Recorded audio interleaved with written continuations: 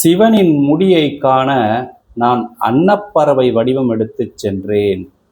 அன்னப்பறவை என்றால் ஹம்சம் என்று பொருள். யார் என்னை ஹம்ச ஹம்ச என்று துதிக்கின்றார்களோ அவர்களுக்கு என்னுடைய அருள் பரிபூரணமாக கிடைக்கும் என்று நாரதரிடத்திலே பிரம்மன் குறிப்பிடுகின்றார்.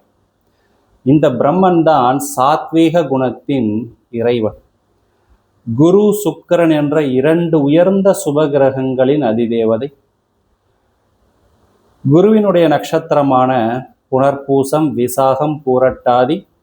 சுக்கிரனுடைய நட்சத்திரமான பரணி, பூரம், பூராடம்.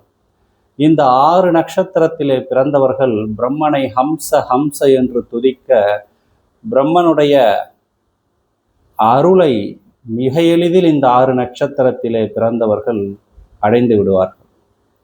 நன்றி, வணக்கம்.